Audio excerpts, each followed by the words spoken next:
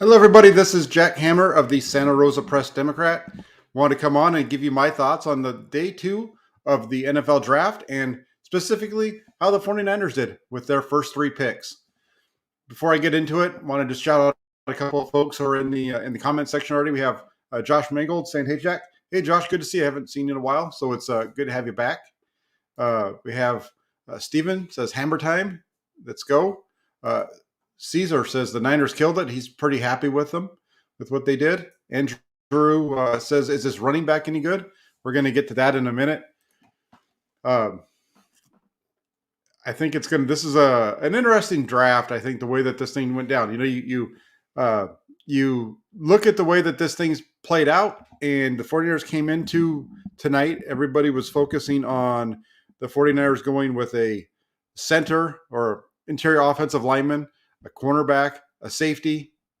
Edge rusher was kind of a one that people have put out there, but the 49ers have done so much along the defensive line. Not many people thought that. I don't think thought that edge rusher was where the 49ers would go at the top of their draft board at 61. But time came to go and get to make their selection at 61, and there was a safety on the board there in Nick Cross, who I mocked to the 49ers earlier in the day. And instead they went out and the 49ers at number 61, they stuck to their board today. They didn't trade up. They just stuck with what they had as far as their picks. They end up at 61 with Drake London, the defensive end out of USC. Jackson is he's a speed rusher who, you look at the way the 49ers put this defensive line together. Jackson's a guy who would be D Ford. He's that speed rusher that the 49ers want to have opposite to complement Nick Bosa. Jackson's a really good overall athlete. He played linebacker as well, so you see him drop into space at times with the Trojans. He might be able to do that in some zone blitz schemes and things like that with the 49ers here, which we've seen them try to do at times. And he comes here with 4.5 speed, so he has that athleticism, that speed that we haven't really seen out of that position quite so much. And along with the speed, he has some pass rush moves that really allow him to give opposing offensive linemen and quarterbacks fits. He's gonna get there. He's gonna make the hits. And Jackson played on a bad USC team last year, but was still able to record 6 sacks and 17 hits on the QB. So not too bad there. A pretty solid season last year for him. And it's going to be I think when you look at this pick, this was although it was not expected, I think overall this is a good pick for the 49ers.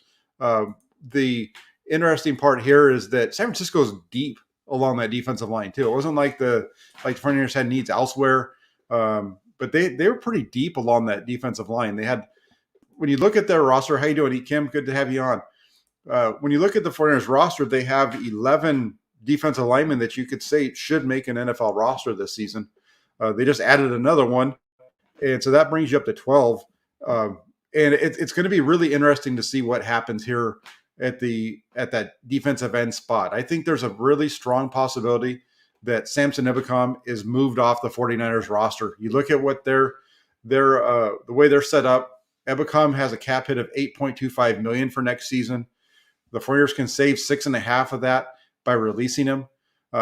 In addition, the 49ers signed former Colts pass rusher Kemoko Turay earlier this month, and the contract for Turay was only 1.7. So you get a pretty good savings there by getting out of the contract with Ebukam.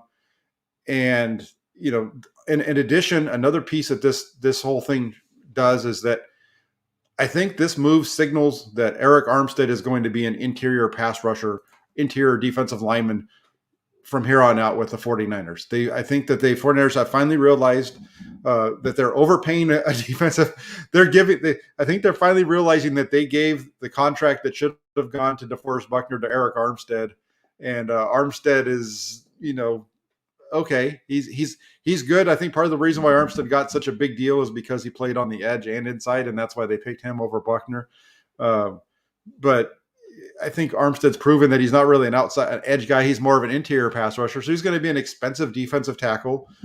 But at the same time, while I'm kind of laughing about the contract that they gave to Armstead, you can't argue with the productivity. With Armstead, once they moved him inside, We saw this repeatedly in 2019 when he was able to slide inside because of D Ford being out there.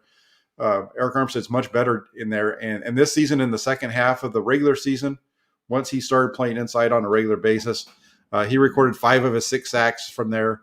9 of his 11 quarterback hits came on the inside in the second half of the season. So that's a strong indication of the direction that this defense is going, and that Armstead's going to be that inside pass rusher.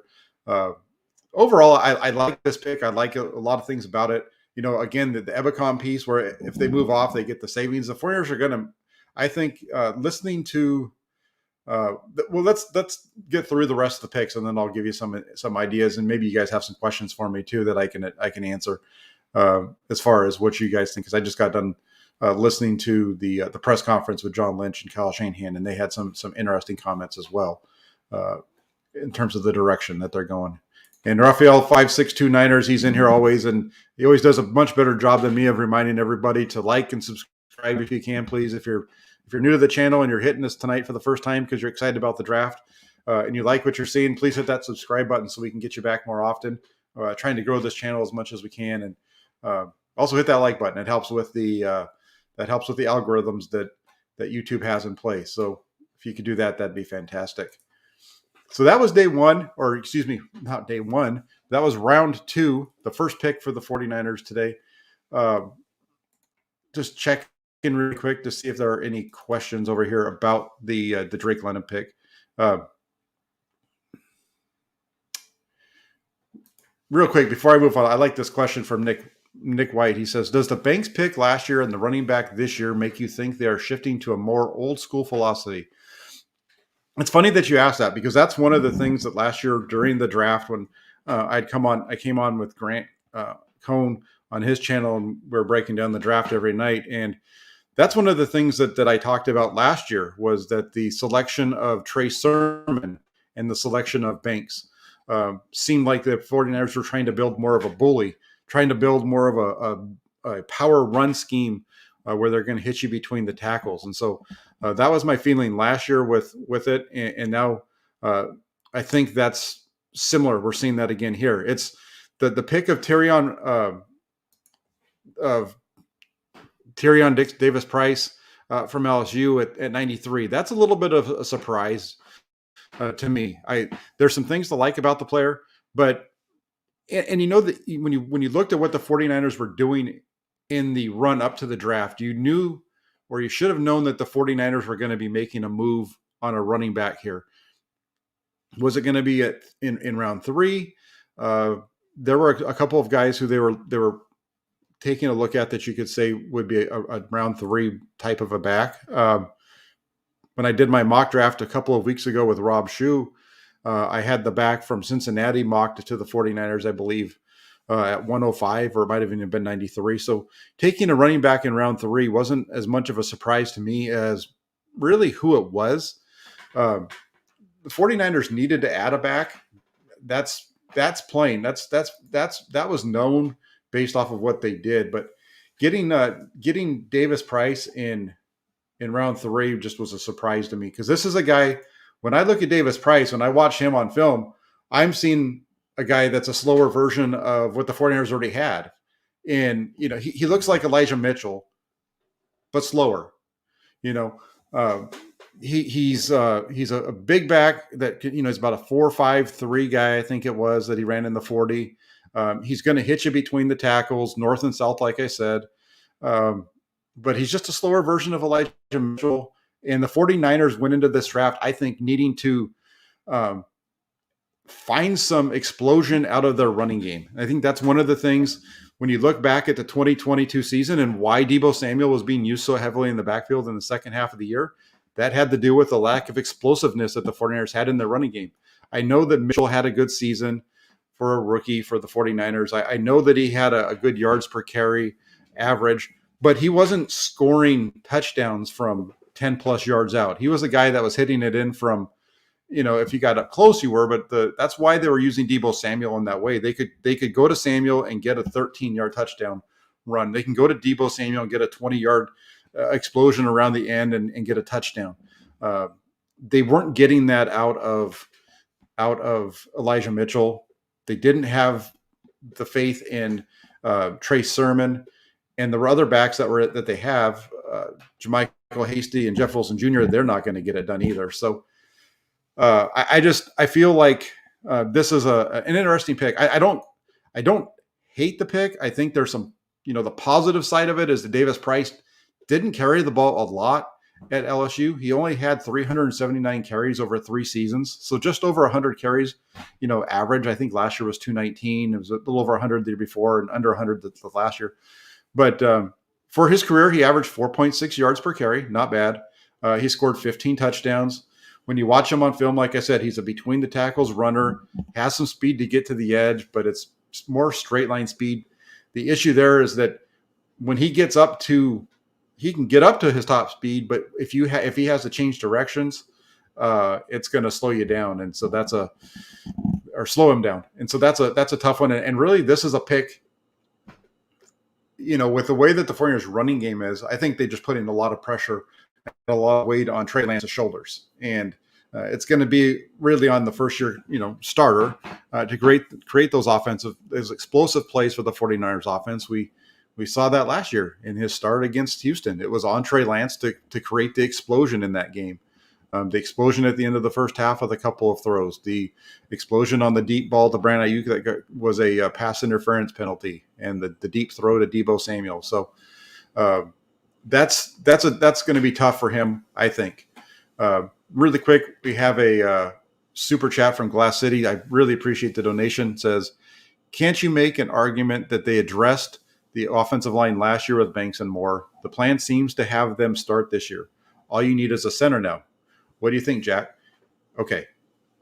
So I might, if I could reach through the computer and give you a hug, I would, because this is something that I've been saying really since the start of this offseason, or really since the start of free agency, when you saw Laken Tomlinson leave, is that the 49ers draft in 2021, I think, was all geared towards the 2022 season. I think Aaron Banks was a guy that they drafted expecting him to take over in 2022. I think Jalen Moore was a guy that they drafted expecting him to take over in 2022.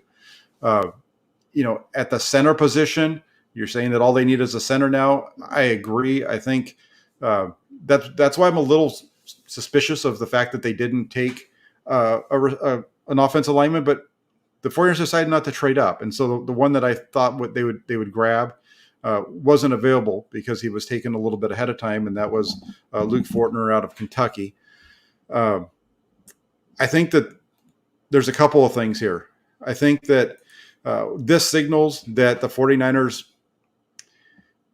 might go out and get a center here in free agency after the draft. There was a question asked, I think it was the last question, to Kyle Shanahan and John Lynch about their feeling and at the center position.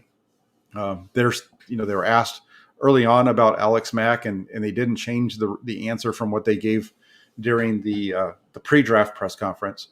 But they both said that they have a plan, and it seems like there's a chance that they're going to go out and get a center, here in free agency, and that center would be J.C. Treader. That's a guy that a lot of people are pointing to. He's played in systems similar to what Kyle Shanahan operates the last couple of years there in Cleveland. So I think that there's a chance that they go out and get J.C. Treader, and then you have a competition between Brunskill and Moore at right guard. And, there's just a lot of flexibility along this offensive line. They have I think they have, I think they're better off than people are giving them credit for. And I totally understand with what E. Kim says here. He said it somewhere in here in the comment section right here. He says, Jack, I want to see Banks actually show it on the field. If he does, I'll be wrong, and so be it. And that's fine. I'm not going to, at least I wouldn't come on here and tell you that you're wrong. But, when I'm talking about it, I'm basing it only off of what I saw of him on film, because I'm like you.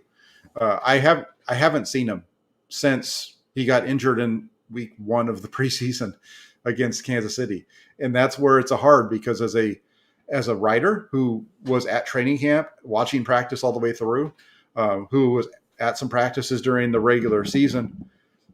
I can tell you that there's nobody that's writing for the 49ers that's seen anything that has to do with this offensive line, really, other than what you see in the games. Because once the season starts, we don't get to stay there beyond their like little individual periods, and even in the individual periods that they're running during the regular season, they're not the same. They're going out there, and it's mostly the walkthrough period. They don't really get into their stuff until a little bit later, until we're escorted off of the field. So it's an unknown, and based off of, so when I'm basing my positivity on it, I'm basing it off of what I saw on film, and I'm thinking that he's going to be able to recapture what I saw of him on film at Notre Dame.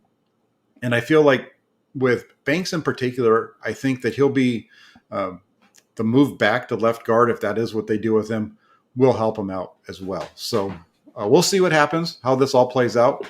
But I like that. Alan, you started to I think you were starting to give me a question, but you kicked off there. So send it in again. We'll get to it. So let's see, what else do we got? We also have the 49ers going out into the end of round 3. And they, I just got done talking about how they put a lot more weight on Trey Lance's shoulders because of the lack of explosiveness in the running game.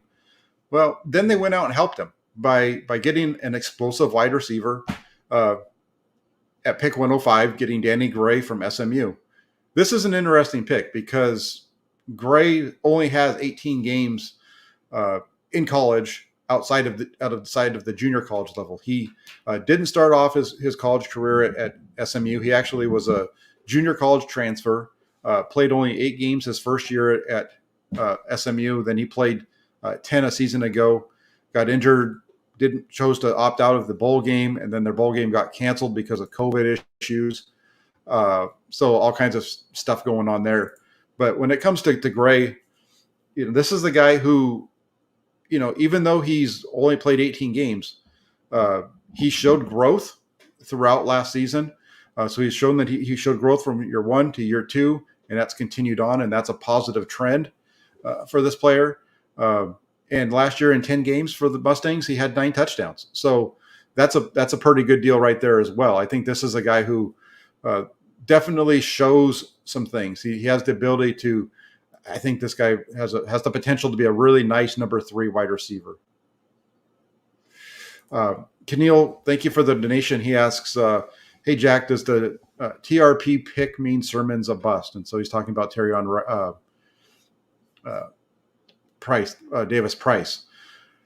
I don't think that it means that Sermon's a bust. Maybe I'm completely wrong here. I don't know. It feels like this is a pick. The 49ers need to improve that running back room. I think they need to have, I think you might see it. JaMycal Hasty is the guy that I think they need to improve upon. JaMycal Hasty or Jeff Wilson Jr. When I watched Trey Sermon play last year, when he played in particular with Trey Lance at times, he looked good. It seemed like they mesh in terms of the skills that they bring to the offense and the styles. What's interesting about this pick is one of the things that I noticed in reading the scouting report was that, Davis-Price is a guy who gets better with volume, right?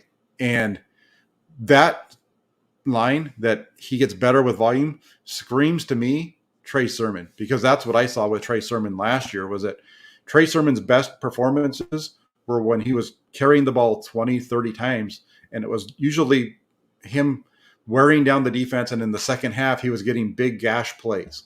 And when you read the scouting reports, and you're probably going to see this from, I think one of the other writers mentioned this in a tweet tonight as well, that Davis-Price is a guy who scouts say gets better with carries. And so that's an interesting one to me. And that's, again, I'm not super high on that pick. I'm not going to kill it yet. The 49ers still have a long way to go in this draft. And, the 49ers I knew were going to add into that running back room. I just would have liked to have seen them get a guy that brings some explosion to their offense, brings that's one of the reasons why I like the running back out of Cincinnati was that he had that explosiveness and he had the ability to catch the ball in the backfield, which would have been really nice. And the 49ers need to add that. So,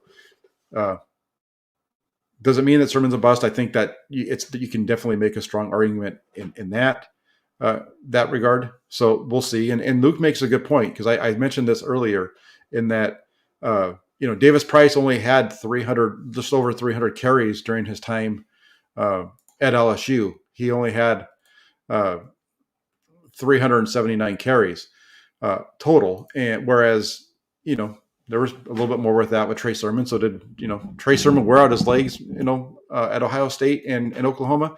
I don't think so. I just think that he's the guy who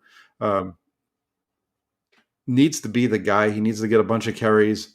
He needs to really get into the flow of the game. And when you watch Trey Sermon, he was very, for the most part, he was very hit or miss at Ohio State. He was big for them down the stretch of 2020. Had a huge game in the Big Ten championship game. Had a huge game against Clemson in the national semifinals. But other than that, he was spotty back and forth, and he was the same way at Oklahoma as well. So it'll be interesting to see how that one plays out. But going back to Gray really quick, this is a guy who I really like. I like the speed, 4.3. He gives the 49ers that guy that can take the top off the defense. The other piece about it, though, is he's not just a 4.3 guy. He has the ability to make plays at all levels. He's got he's not really going to be your deep guy down the sidelines, but he's going to be that guy that's going to make those deep catches down the middle. He's able to make those catches over the middle on the shorter routes and so on. So he can really, although he's got that deep speed ability, he's also able to make plays underneath and just really fits in well. The one issue that he does have is he has some issues with his hands, similar to Deebo Samuel. There's some concentration drops and things like that. If Gray can limit those drops, though, he's going to be excellent alongside of Deebo Samuel and Brandon Ayuk. That's you throw in Samuel, Ayuk, the 49ers receiver room. I was pretty happy with it coming into the draft.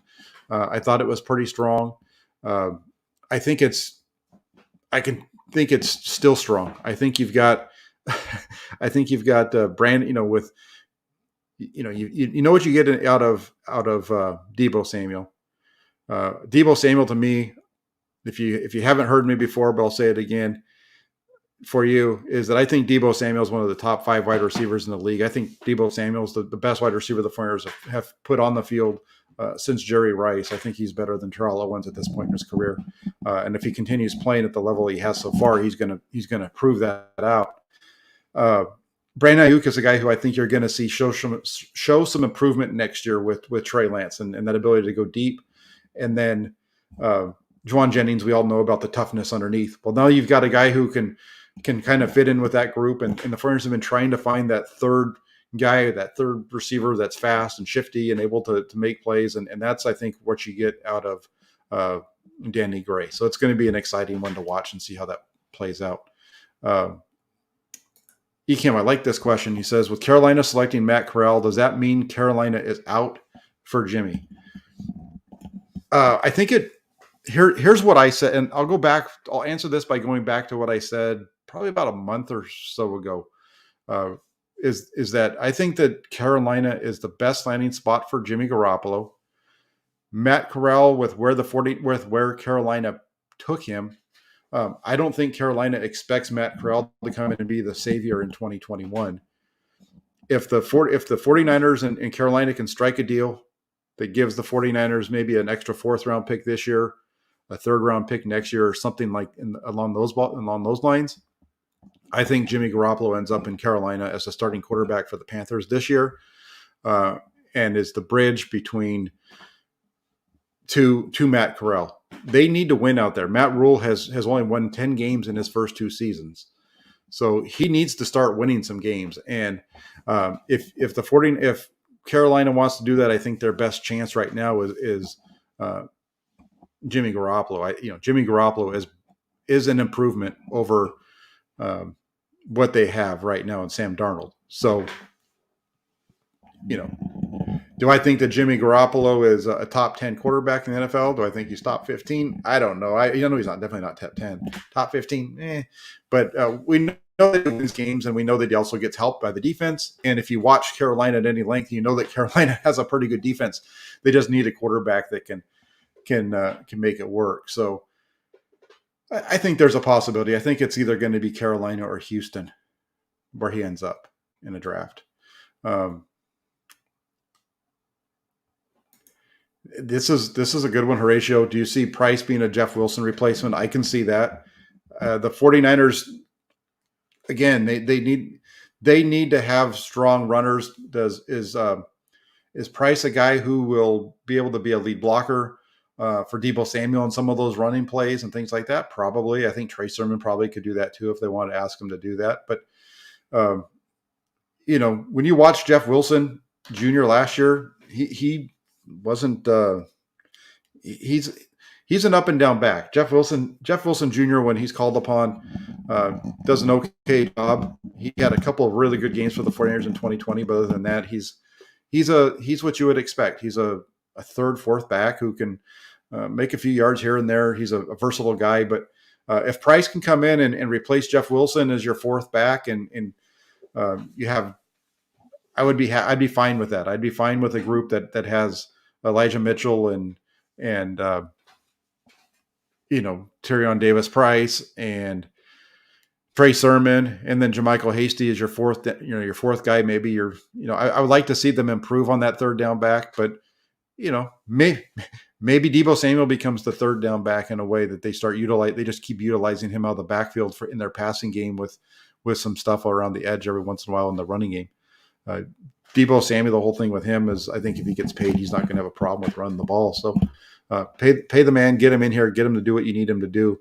And that's not run him too much, but that's using him out of the backfield sometimes as a receiver more than a runner, because he's a beast there, and we've seen that what the Shanahans can do when they have a strong receiving threat out of the backfield.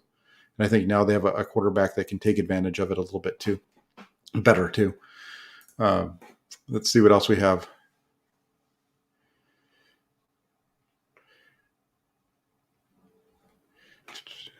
Just looking through the comments really quick.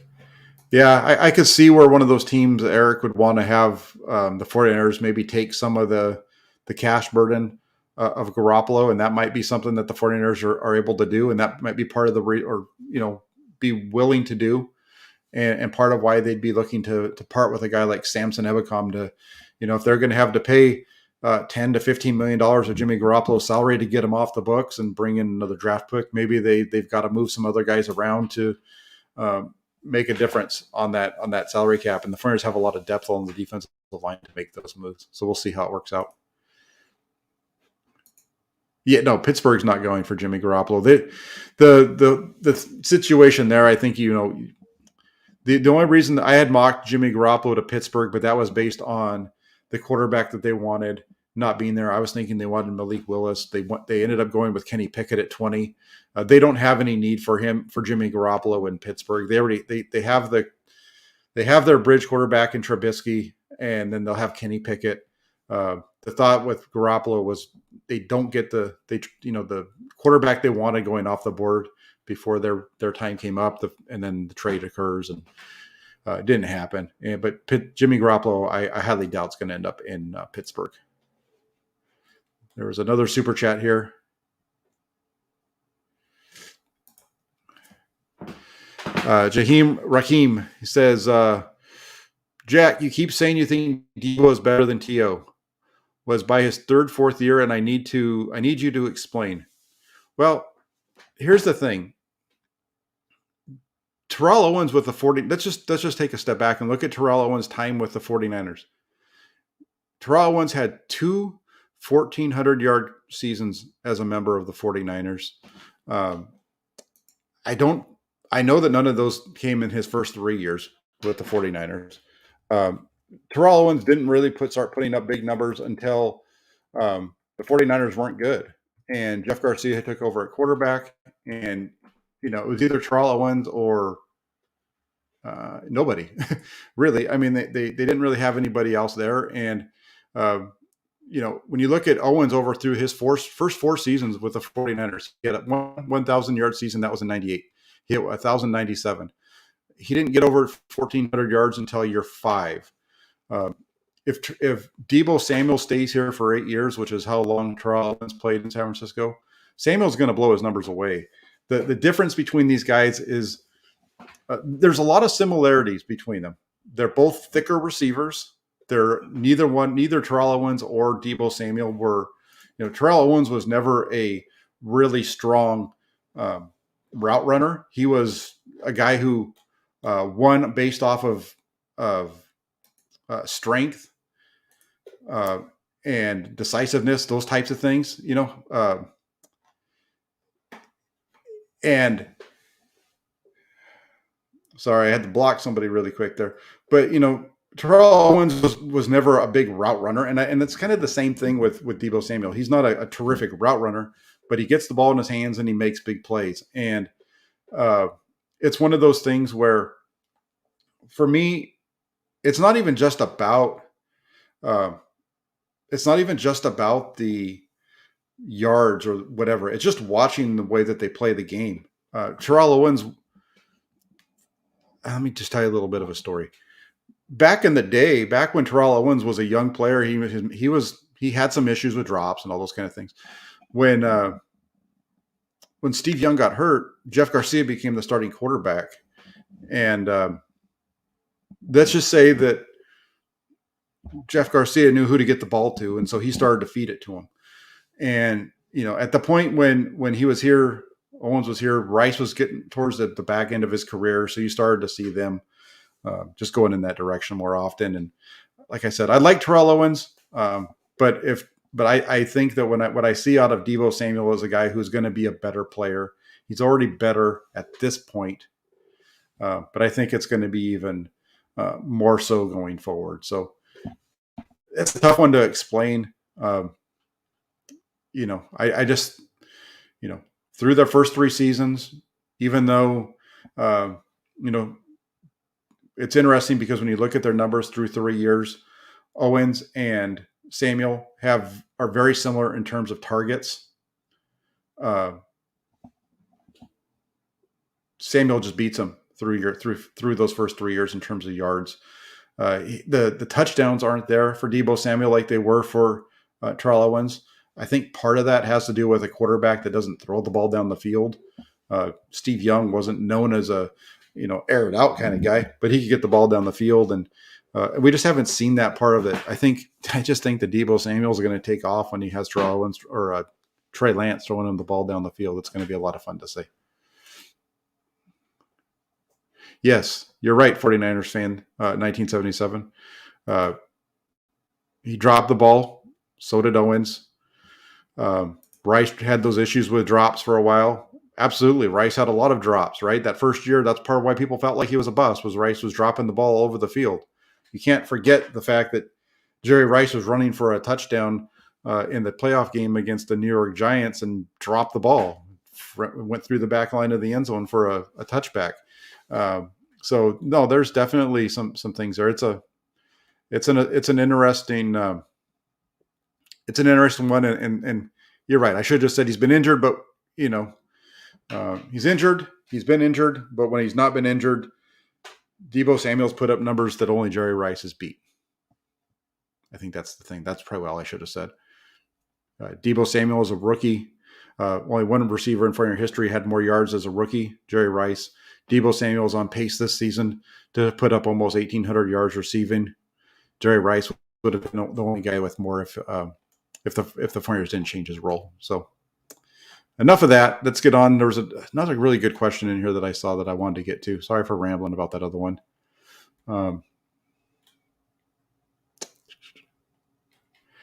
me see real quick. I'm sorry, guys. I'm looking for. There was a good question over here, and I'm missing it. Maybe it disappeared on me.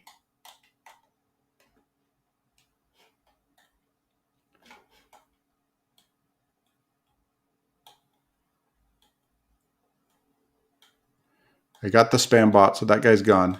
That's good. Um, Amber Heard, that's a good one. I like that one too. Uh, Here's a good one. Kim says, Jack, A.J. Brown's extension should be the starting point for a new Deebo contract, 4 years, 100 million.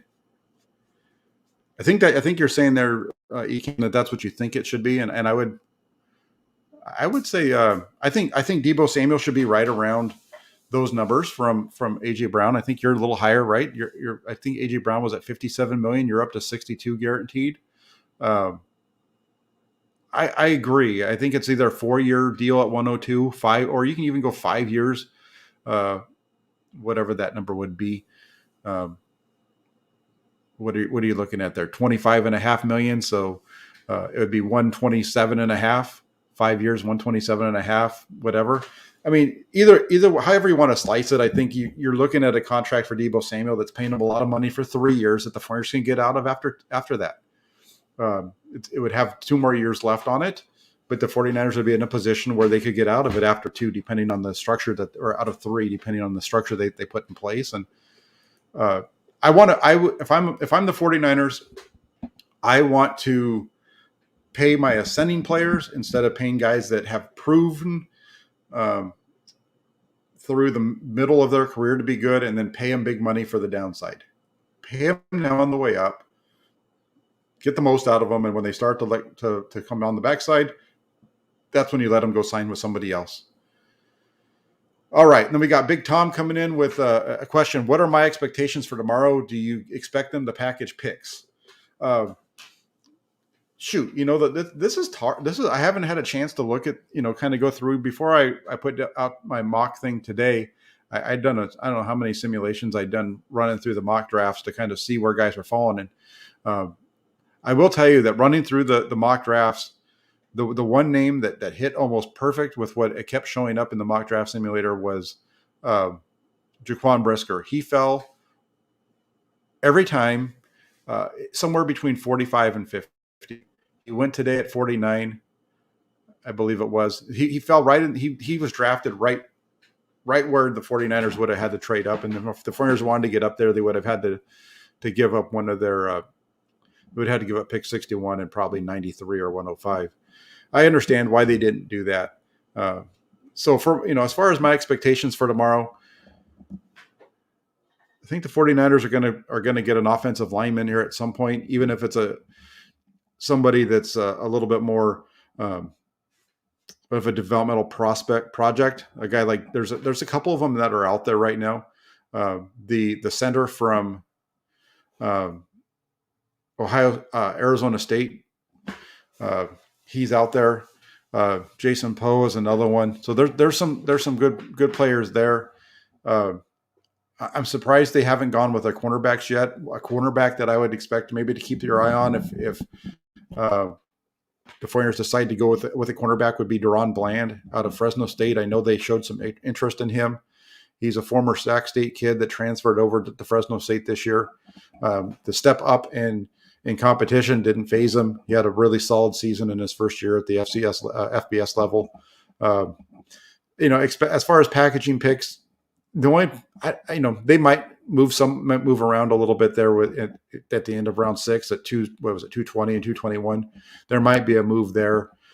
So I don't expect to see the 49ers just sit throughout. If the 49ers sit just throughout this entire draft, it'll be interesting, especially when you consider how crazy this draft has been. There's, the vision in my head was the 49ers, just like, being at a poker table, everybody's just throwing money all over the place, and you have one guy that just kind of sitting there counting his chips, doing nothing. That was the 49ers today. You have all these guys throughout the first round, and even today, you have all these picks. There was one at one point, I think they were saying in like the top 15 picks, there were 10 trades or something like that. 49ers made none. So definitely an interesting day for the 49ers. I feel like, again, they came away with two guys that I really like. I really like the Danny Gray pick. I really like the Drake Jackson pick will be an interesting one. If you watch the show that I did with Larry Krueger today, I also talked with him last week too, and both times we talked about the 49ers need to have a speed rusher coming off the edge and a guy that can just burn. And that's what Drake Jackson is, 4-5 guy that can just fly around the corner. That athleticism as a linebacker, I think it's going to allow him to be really strong in terms of running down screens, chasing plays, and those kind of things. So I'm excited to see what Jackson can bring to this defense. And again, Gray as well. It's going to be a fun one.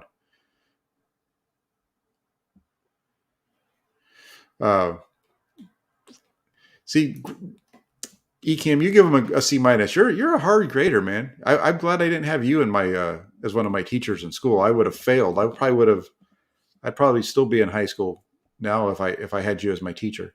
C minus. That's tough, man. I think as far as the grade that I would give the 49ers for today, I'd probably give them a B minus. I'm a little bit more lenient. I feel like they had 2 B level picks and then a D. What does that come out to? That gives you 6, 7 divided by 2. So yeah, maybe a C. Maybe a C. I don't know about a C minus, but I think maybe a C plus, right in that range, would be the number that I would give the 49ers for today. Give them a B, and a C, D, whatever. Yeah, C overall. As I try to do math and grade in my head real quick as we go through. I think tomorrow's going to be interesting. I will be back with full show tomorrow. I'm going to be jumping off here. It's almost 10 o'clock, and let you guys all get ready for the weekend and the big day that's coming up tomorrow for rounds 4 through 7 of the draft. The picks are going to be coming quick and furious, but I will be on afterwards to recap the draft that we see tomorrow and kind of how I feel like the overall draft went for the 49ers. So just want to, before we head out, just want to say thank you all for tuning in on this Friday night, taking the time to come over here. Before you check out, if you're new to the channel, please hit that subscribe button. Otherwise, hit the like button, hit the little bell notification, and also get yourself over to 49ers.pressdemocrat.com. That's where I have all my draft breakdowns written. All the written stuff that I do is over there with the Santa Rosa Press Democrat at 49ers.pressdemocrat.com. So thank you all so much again for taking the time. Hit that like button, subscribe. Have a great rest of your Friday. Get ready for a great weekend. Thank you so much. Take care, everybody.